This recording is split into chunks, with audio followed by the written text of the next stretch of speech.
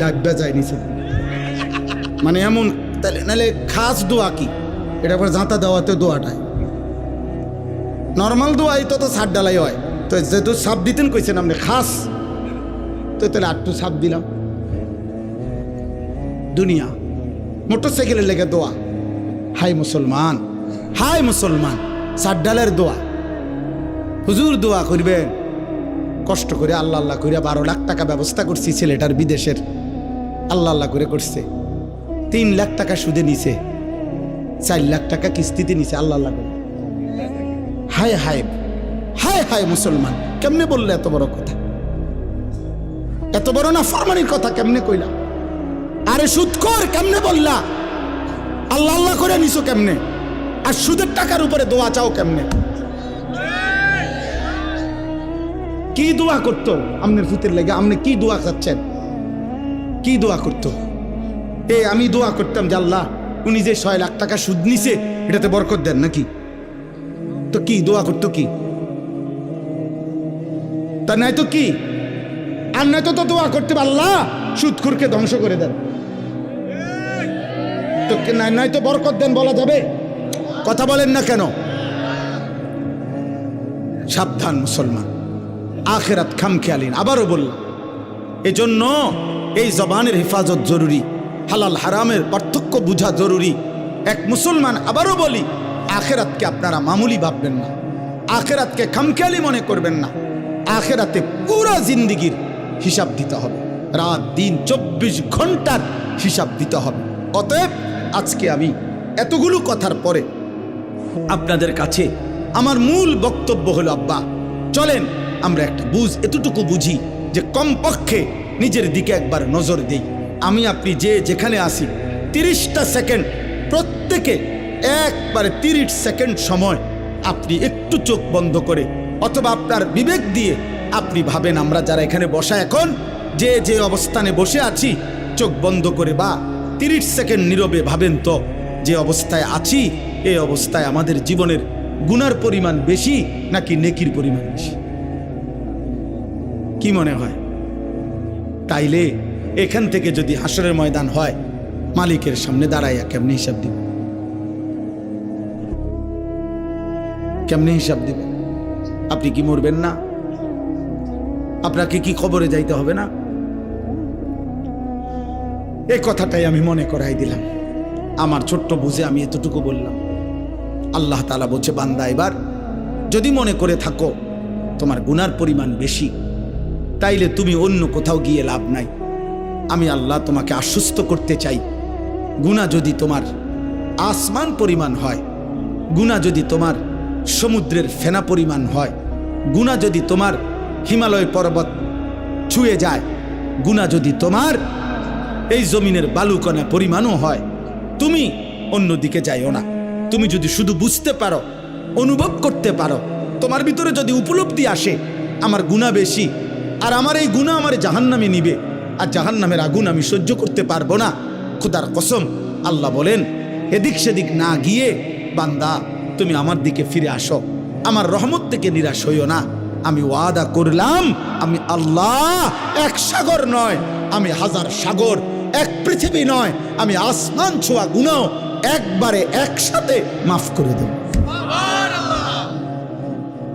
তুমি আমার কাছে আসো এই কথাটাই এখানে 24 নম্বর পারা 39 নম্বর সূরা জুমার এই সূরার 53 নম্বর আয়াত আমি আপনাদের কাছে 3টা আয়াত পড়ছি 53, 54, 55 এই 3টা আয়াতের তরজমা বলেই আমার কথা আমি শেষ করলাম আল্লাহ তাআলা বলেন কুল হে নবী আপনি বলেন ইয়া ইবাদিয়াল্লাযীনা আসরাফু আলা আনফুসিহিম হে আমার বান্দারা তোমরা যারা নিজের উপরে গুনাহ করতে করতে সীমা অতিক্রম করে ফেলেছো গুনার পাহাড় উঠিয়ে ফেলছো তোমরা নিজের উপরে যারা জুলুম করে ফেলেছো তোমরা যারা জীবনটাকে শেষ তছনছ করে ফেলছো হাদিসের মধ্যে তাফসীরের মধ্যে আছে নবীজির কাছে কয়েকজন লোক এসে বলছিল হে মুহাম্মদ আমরা তোমার কালেমা গ্রহণ করতে চাই কিন্তু তুমি কি জানো যে আমাদের গুনাহ কি পরিমাণ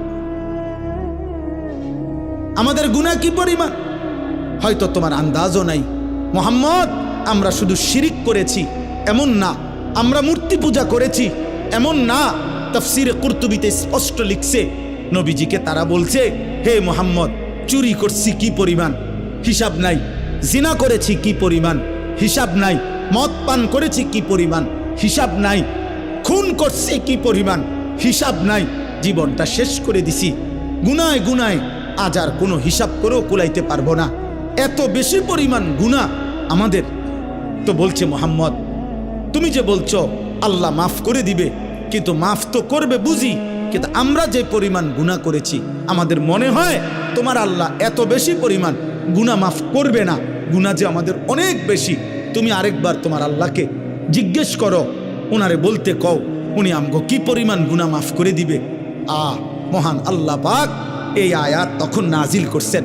আল্লাহ বলছে, বন্ধু আমার বান্দাদেরকে বলেন হে আমার বান্দা, তোমার গুনার সংখ্যা তুমি হিসাব না করে আমার মাগফিরাতের দিকে তাকাও। গুনাহ তোমার যে পরিমাণ হোক, আমার মাগফিরাত তার চাইতে কোটি কোটি গুণ বেশি,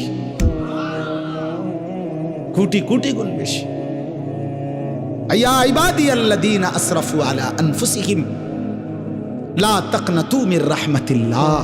আমার রহমত থেকে নিরাশ হইও না, আমার কাছ থেকে সরে যাইও না বান্দা। আর কোথাও আশ্রয় মিলবে না, আর কোথাও মাফ মিলবে না, আর কোথাও গন্তব্য হবে না, আর কোথাও ঠিকানা মিলবে না রে বান্দা। ইন্নাল্লাহা ইয়াগফিরুয যুনুবা জামিআ, নিশ্চয়ই আল্লাহ সমস্ত গুনাহ মাফ করে দিবেন। আল্লাহ বললেন, বন্ধু ওদেরকে বলেন কুফর আমি মাফ করে দেব, শিরিক মাফ করে দেব, কবিরা গুনাহ মাফ করে দেব, সগীরা গুনাহ মাফ করে দেব, বিদআত মাফ করে দেব, মুনাফিকি মাফ করে দেব, সব মাফ করে দেব। ইন্নাহু হুয়াল গফুরুর রাহিম। কেন মাফ করব না? আমি আল্লাহ গফুর, ক্ষমাশীল, রাহিম, দয়াবান। এবার আল্লাহ বলে, বান্দা তবে শোনো, তাহলে যদি তুমি সিদ্ধান্ত নেও আমার কাছে আসবা, আমি মাফ করব, তা এখন কি করতে হবে তোমাকে? আল্লাহ বলেন, তোমাকে দুইটা কাজ করতে হবে। ওয়া আনিবু ইলা রাব্বিকুম, তোমাকে 1 নাম্বার ইরজিউ, আমার কাছে ফিরে আসতে হবে। তুবু, তওবা করতে হবে। 1 নাম্বার ইনাবাত, আয় রুজু, আয় তওবা, অর্থ হইল তুমি তওবা করো, তওবা করো, তওবা করো, তওবা করো। বান্দা আমার কাছে আসো, আমার কাছে তওবা করতে হবে। কি করতে হবে বলেন, সবাই বলেন না, কি করতে হবে? তওবা কিভাবে করে? তওবা কিভাবে করে? আমার শায়েখ আল্লামা মুফতি মুশতাকুন নবী কাসিমি, আমি একটা জিনিস দেখাই দিই।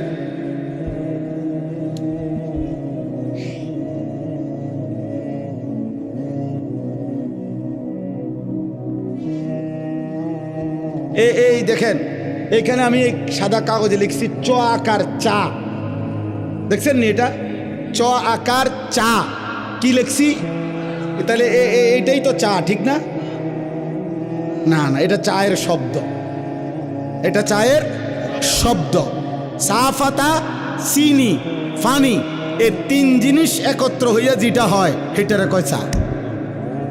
অতএব তওবা, তওবা, তওবা, এইটা আপনি কইলেন, এটা তওবা না। 3 জিনিস একত্র হইলে সেটাকে বলে তওবা। 1 নাম্বার, কুফর হোক, শিরিক হোক, কবিরা হোক, বিদআত হোক, নিফাক হোক, যত গুনাহ আমার হচ্ছিল, করছিলাম, সব ছেড়ে দেওয়া। 2, আর করবে না এ কথার চূড়ান্ত ওয়াদা দেওয়া। 3, লজ্জিত এবং অনুতপ্ত হয়ে মাফ চাওয়া। আল্লাহ বলেন, তুমি বান্দা 3টা বলো, আল্লাহ আমি গুনাহ ছেড়ে দিলাম, আল্লাহ আমি আর করব না, ওয়াদা দিলাম, আল্লাহ আমি লজ্জিত, মাফ চাইলাম।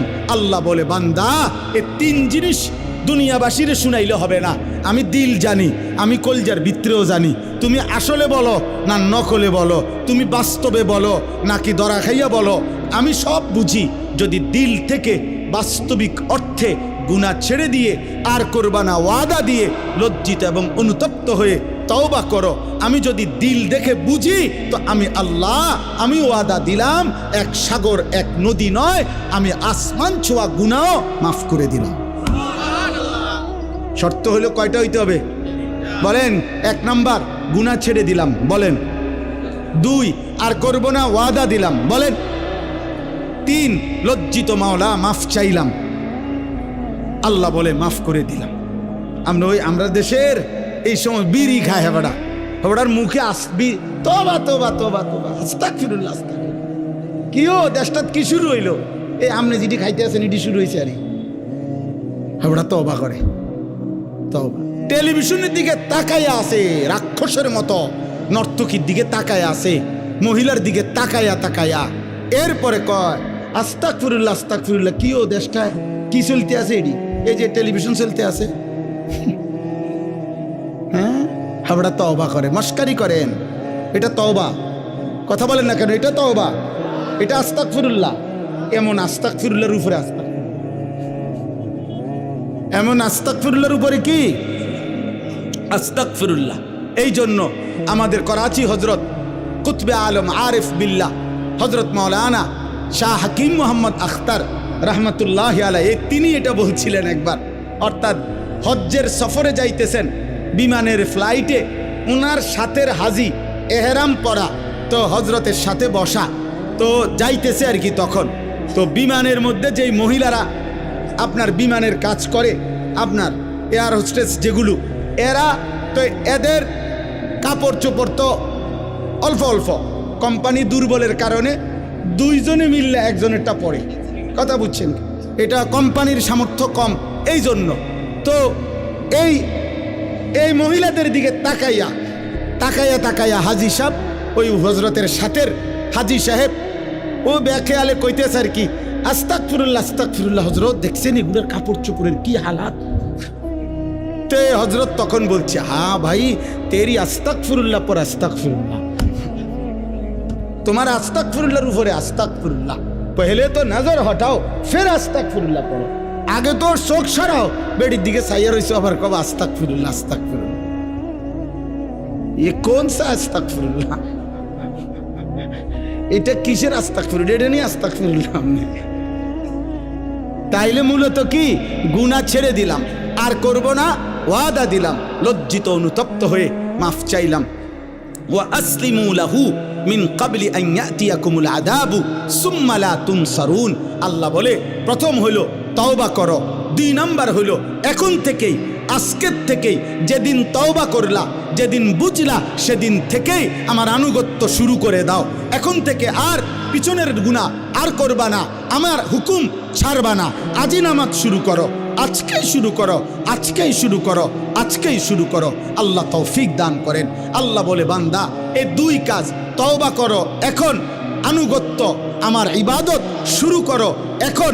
মৃত্যু আসার আগে আগেই, মৃত্যু আসলে আর তোমাকে সাহায্য করা হবে না, আর সাহায্য করা হবে না। 3য় আয়াতে আল্লাহ বলেন ওয়াত্তাবিউ আহসানা মা উনজিলা ইলাইকুম মির রাব্বিকুম মিন ক্বাবলি আন ইয়াতিয়াকুমুল আযাবু বাগতাতাও ওয়া আনতুম লা তাশউরুন। আল্লাহ বলেন আবারও বলছি, আমি যেই শ্রেষ্ঠতম কিতাব কোরআন নাজিল করেছি, আমার কোরআন মৃত্যু আসার আগে আগেই আনুগত্য করো। হঠাৎ মৃত্যু আসবে যা তুমি টেরও পাবে না, অতএব তার আগে আগেই বান্দা তুমি আমার কোরআন ধরো, আমার দিন ধরো, আমার আনুগত্য করো, আমার বন্দিগি করো। আমার ভাই, আমার বন্ধু, এই নাজিরা বাজার যুব সমাজের এই ভাইরা, ও আমারে অনেকক্ষণ আবদার করছে, একটা ডেট আমি মিলাইতে পারতেছিলাম না। আল্লাহর দয়ায় এতটুকু সুযোগ হয়েছে। আমার অনেক প্রিয় ভাই মাওলানা আমাদের মুফাজ্জল ভাই, প্রিয় ভাই বলছেন, এই জন্য আমি এটুকু সময় আপনাদের কাছে বললাম। ইনশাআল্লাহ আরও হযরত উলামায়ে কেরাম ধারাবাহিক আপনাদের মাঝে বয়ান করবেন।